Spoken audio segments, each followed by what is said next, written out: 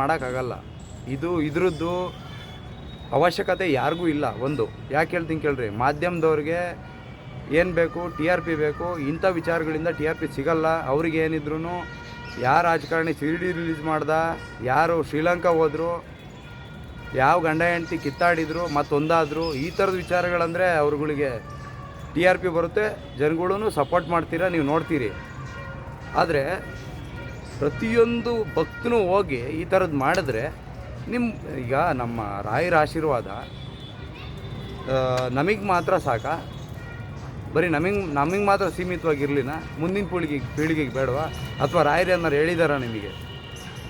ನಿಜವಾಗ್ಲೂ ನನಗೆ ಈ ಸಾರಿ ರಾಯರು ಪ್ರೇರೇಪಣೆ ಮಾಡಿ ಕಳಿಸಿದ್ದಾರೆ. ಈ ಥರದ್ದು ಕಂಟೆಂಟ್ ಮಾಡೋದ್ರಿಂದ ಜನಗಳಲ್ಲಿ ಅರಿವು ಮೂಡಿಸಿ ನನ್ನ ಕ್ಷೇತ್ರನ ಕಾಪಾಡುವಲ್ಲಿ ನಿನ್ನದೇ ಆದ ಒಂದು ಕೊಡುಗೆ ಕೊಡುವಂಥ ನಾನು ಆ ಪ್ರಯತ್ನದಲ್ಲಿದ್ದೀನಿ.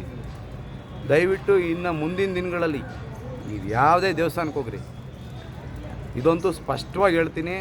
ಮತ್ತು ಬರೀ ನಾನು ನಿಮಗಿಲ್ಲಿ ದೈವಿಕವಾಗಿ ಮಾತಾಡ್ತಾ ಇಲ್ಲ, ನಾನು ಅನುಗ್ರಹದ ಬಗ್ಗೆ ಮಾತಾಡಿದೆ. ಆದರೆ ಬರೀ ಇದೇ ಒಂದು ವಿಷಯ ಅಲ್ಲ, ಕಾನೂನಾತ್ಮಕವಾಗಿ ನಾನು ಬರ್ತೀನಿ. ನಮ್ಮ ಸಂವಿಧಾನದಲ್ಲಿ ಏನು ಹೇಳಿದ್ದಾರೆ? ಅಂಡರ್ ಆರ್ಟಿಕಲ್ 51 ಏನು ಹೇಳುತ್ತೆ? To protect the environment including forest, river, wildlife. ನೀವು ಪ್ರೊಟೆಕ್ಟ್ ಮಾಡ್ದಿದ್ರು ಪರವಾಗಿಲ್ಲ ಸ್ವಾಮಿ, ಹಾಳು ಮಾಡಬೇಡ್ರಿ. ಒಂಚೂರು ದೇವ್ರ ಮೇಲೆ ಭಕ್ತಿ ಇದ್ದವರು ದಯವಿಟ್ಟು ಇದನ್ನು ನಿಮ್ಗೆ ಯಾರು ಏನು ಸೋಕಾಲ್ಡ್ ಭಕ್ತರು ಅಂತ ಹೇಳ್ಕೊಂಡು ಓಡಾಡ್ತಿರ್ತೀರಲ್ಲ, ನಾವು ಸನಾತನಿಗಳು, ಯಾವ ಸನಾತನದಲ್ಲಿ ನಾವು ಯಾವುದೇ ಒಂದು ಶುಭ ಕಾರ್ಯ ಮಾಡೋಕ್ಕೆ ಮುಂಚೆ ನಮ್ಮ ಸನಾತನದಲ್ಲಿ ಏನು ಹೇಳ್ಕೊಟ್ಟವ್ರೆ? ಗಂಗಾ ಪೂಜೆ ಮಾಡಬೇಕು ಅಂತ ಹೇಳ್ಕೊಟ್ಟವ್ರೆ. ಗಂಗಾ ಪೂಜೆ ಮಾಡ್ತಿದ್ದೀವಿ, ಆದರೆ ಸ್ವಯಂ ಗಂಗೆಯಲ್ಲಿ ಹೋಗ್ಬಿಟ್ಟು ನಾವು ಗಂಗಾ ಮಾತೆನ ಹಾಳು ಮಾಡ್ತಾಯಿದ್ದೀವಿ. ನಿಮ್ಮ ಕೊಳೆ ತೊಳ್ಕೊಳ್ಳೋಕ್ಕೆ ಇದೆ, ನ್ಯಾಚುರಲ್ಲಾಗಿ ಇರೋ ಅಂಥ ಕೊಳೆನ ತೊಳ್ಕೊಳ್ಳೋಕ್ಕೆ ದೇವರೊಂದು ಅವಕಾಶ ಮಾಡಿಕೊಟ್ಟವನೇ. ಅದನ್ನು ನೀವು ಮುಂದಿನ ಪೀಳಿಗೆಗೆ ಉಳಿಸ್ತೀರಾ, ಈ ಥರ ಹಾಳು ಮಾಡ್ತಿದ್ದೀರಲ್ಲ, ಇದು ಯಾವ ನ್ಯಾಯ? ಏನು ಮಾಡ್ತೀರಾ? ನಮ್ಮ ಸಂವಿಧಾನದಲ್ಲಿ ಫಂಡಮೆಂಟಲ್ ರೈಟ್ಸ್ನ ಪ್ರೊಟೆಕ್ಟ್ ಮಾಡೋಕ್ಕೆ ಮಾತ್ರ ಇಟ್ಸ್ ಎ ಮಾರಲ್ ಡ್ಯೂಟೀಸ್ ಅಂತ ಕೊಟ್ಟಿದ್ದಾರೆ. ಮ್ಯಾಂಡೇಟ್ರಿ ಡ್ಯೂಟಿ ಅಂತ ಮಾಡಬೇಕಿತ್ತು. ಸರ್ಕಾರಕ್ಕೆ ಒಂದು ಅರ್ಜಿನೂ ಬರೀತೀನಿ, ಇದನ್ನು ಮಾಡಿರಿ ಅಂತ.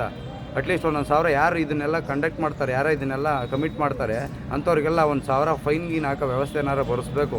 ಇಲ್ಲಾಂದರೆ ನಮ್ಮ ನದಿ ವ್ಯವಸ್ಥೆನೂ ಹಾಳು ಮಾಡ್ತೀರಿ. ಅಲ್ಲ, ನಮ್ಮ ಮಾಲಾಧಾರಿಗಳು ಅದನ್ನು ತಗೊಂಡೋಗಿ ಬಿಸಾಕ್ತಿದ್ದೀರಲ್ಲ,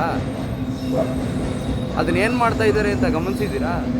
ಸುಟ್ಟಾಗ್ತಾ ಇದ್ದಾರೆ ನಮ್ಮ ಮುಂದೆ. ನಮ್ಮ ಪಾಪನ ಅಂದರೆ ಸರ್ಕಾರಕ್ಕೆ ಹೆಂಗಾಗೈತೆ ಅಂದರೆ, ಇದರಿಂದ ಬೆನಿಫಿಟ್ಟು ನಿಮ್ಮದೇ ದುಡ್ಡಲ್ಲಿ ಯಾರೋ ಒಬ್ಬನಿಗೆ ಕಾಂಟ್ಯಾಕ್ಟ್ ಕೊಟ್ಟು ಅವ್ರಿಗೂ 4 ಕಾಸು ಬರುತ್ತೆ, ಹೆಂಗಿದ್ರು ಕಮಿಷನ್ ಅಂತ, ಅವ್ರಿಗೂ ಅನುಕೂಲ. ಇನ್ನೇನು ಬೇಕು?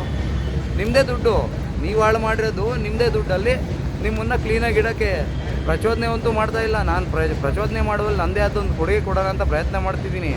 ಯಾರೆಲ್ಲ ನೀವು ಏನು ಸೋಕಾಲ್ಡ್ ಭಕ್ತರಿದ್ದೀರಿ ಇಲ್ಲಿ, ನಾನು ಪರಮ ಭಕ್ತ, ನಾನು ಅದರಲ್ಲೇನು 2 ಮಾತಾಡಲ್ಲ. ದೇವರಂದರೆ ನಾನು ಪ್ರಾಕ್ಟಿಕಲಾಗಿ ಯೋಚನೆ ಮಾಡೋನು. ನೀವುಗಳು ಇದನ್ನೆಲ್ಲ ಹಾಳು ಮಾಡಿ ದಯವಿಟ್ಟು ಸಾಧಿಸೋದೇನಿಲ್ಲ. ಪ್ರತಿ ವಾರ ಗುರುವಾರ ಬತ್ತಿದ್ದಂಗೆ ರಾಯರದೊಂದು ಸ್ಟೇಟಸ್ ಹಾಕೋದಲ್ಲ, ರಾಯರ ಕ್ಷೇತ್ರವನ್ನು ಉಳಿಸೋಕ್ಕೆ ಪ್ರಯತ್ನ ಮಾಡಿರಿ. ದೇವ್ರು ನಿಮಗೆ ಖಂಡಿತ ಒಳ್ಳೇದು ಮಾಡ್ತಾನೆ. ಇಷ್ಟು ಹೇಳೋಕ್ಕೆ ಇಷ್ಟಪಡ್ತೀನಿ.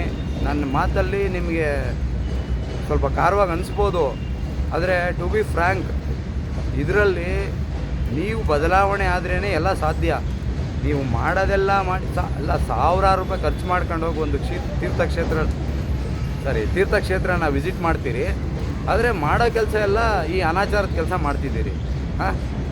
ಇದು ನಿಮ್ಗಳಿಗೇನೆ ಯಾರು ನೋಡ್ತಿದ್ದೀರಿ, ಹಿರಿಯರು ಯಾರು ನಾವು ಬಟ್ಟೆ ಬಿಸಾಕಬೇಕು ದೇವ್ರಿಗೆ ಅಂತ ಹೇಳಿಲ್ಲ. ಐ ಮೀನ್ ನದಿಗೆ, ದೇವ್ರು ಮೀನ್ಸ್ ನದಿನೇ ದೇವರು. ನಾವು ನೀರು ಕುಡಿದೇ ಇದ್ದರೆ ಪ್ರತಿದಿನ ಬದುಕಕ್ಕೆ ಯಾವ ಮನುಷ್ಯನ ಕೈಲೂ ಆಗಲ್ಲ. ಗಾಳಿ, ನೀರು, ಪಂಚಭೂತಗಳಲ್ಲಿ ನೀರು ಒಂದು. ಸೊ ನೀವು ಹಂಗೂ ನಿಮ್ಗೆ ಇನ್ನೂ ನಿಮಗೆ ಬಟ್ಟೆಗಳನ್ನ ಬಿಸಾಕಬೇಕು ಅಂತ ಹಳೆ ಸಂಪ್ರದಾಯದಲ್ಲಿ ಐತೆ ಅನ್ನೋದೇನಾದರೂ ನಿಮ್ಮ ತಲೆಯಲ್ಲಿದ್ದರೆ ಒಂದು ಸಾರಿ ಕಾಶಿ ವಿಸಿಟ್ ಮಾಡಿರಿ. ನಾನು ಅಪ್ಲೋಡ್ ಮಾಡ್ತೀನಿ ಕಾಶಿಲಿ ನಡೆಯೋಂಥ ಗಂಗಾರತಿ. ಪ್ರತಿದಿನ ಸಾಯಂಕಾಲ ಗಂಗಾರತಿ ನಡೀತದೆ, ಅದನ್ನು ಅಪ್ಲೋಡ್ ಮಾಡ್ತೀನಿ. ಒಂದು ಸಾರಿ ನೋಡಿರಿ, ನಿಮ್ಗೆ ಅನಿಸುತ್ತವಾಗ. ಏನು 45 ನಿಮಿಷ ಸತತವಾಗಿ ಪೂಜೆ ಮಾಡ್ತಾರ್ರಿ. ಒಂದೇ ಒಂದು ವಸ್ತು ನೀರಲ್ಲಿ ಬಿದ್ದು ವೇಸ್ಟ್ ಆಗೋಂಥದ್ದು, ನೀರಿಗೆ ತೊಂದರೆ ಆಗೋಂಥದ್ದು ಇರಲ್ಲ.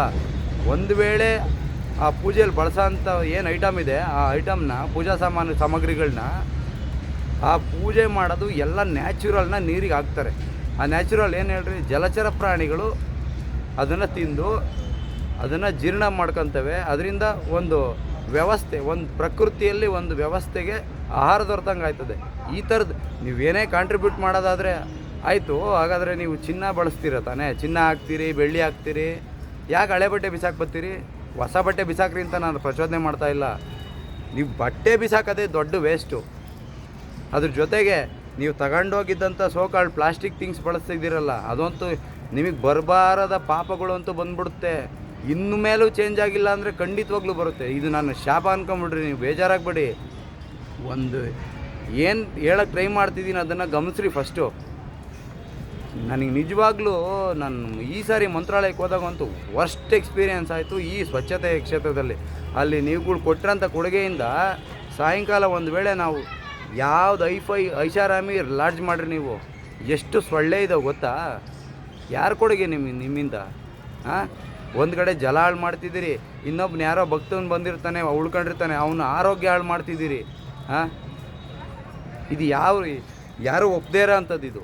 ನಾನಂತೂ ಇದನ್ನು ಖಂಡಿತ ಖಂಡಿಸ್ತೀನಿ.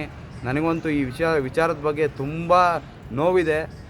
ಇದನ್ನು ಬಗೆಹರಿಸೋದು ನಿಮ್ಮ ಕೈ ಬೆರಳು ತುದಿಲೈತೆ, ಏನಿಲ್ಲ.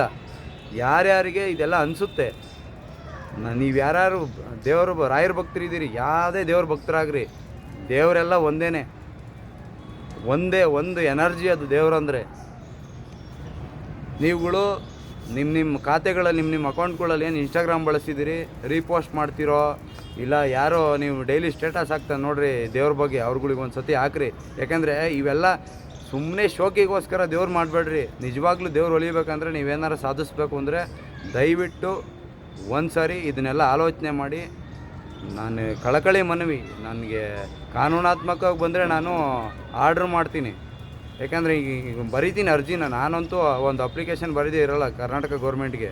ಅವ್ರು ಮಾಡಲ್ಲ ರೀ, ಯಾಕೆಂದ್ರೆ ಅವ್ರಿಗೆ ಬೇಕಾಗಿರೋದು ಇದು ನಾನು ಹೇಳಿದ್ನಲ್ಲ, ಸೋಕಾಲ್ಡ್ ಕಾಂಟ್ರಾಕ್ಟರ್ಸ್ ಉದ್ಧಾರ ಆಗಬೇಕು, ಅವ್ರುಗಳಿಂದ ಕಮಿಷನ್ ಬರಬೇಕು, ಯಾರಿಗೂ ಆಸಕ್ತಿ ಇಲ್ಲ. ಮಾಧ್ಯಮದವ್ರ ಕತೆ ಹಂಗೆ. ಸೊ ಇದನ್ನು ತುಂಬ ನೋವಿಂದ ವ್ಯಕ್ತಪಡಿಸ್ತಾ ಇದ್ದೀನಿ ಸ್ನೇಹಿತರೆ. ದಯವಿಟ್ಟು ನಿಮ್ಗೆ ಎಷ್ಟು ಜನಕ್ಕಾಗುತ್ತೆ, ನಿಮ್ಗೆ ಅನಿಸಿದ್ರೆ it's A fact and is A right ಅಂತ ನಿಮ್ಗೆ ಅನಿಸಿದ್ರೆ ನೀವು ಟ್ರೈ ಮಾಡಿರಿ, ಸಪೋರ್ಟ್ ಮಾಡೋಕ್ಕೆ ಟ್ರೈ ಮಾಡಿ. ಇಲ್ಲ ಅಂದ್ರೆ ಏನು ಮಾಡೋಕ್ಕೋಗ್ಬಿಡ್ರಿ. Thank you.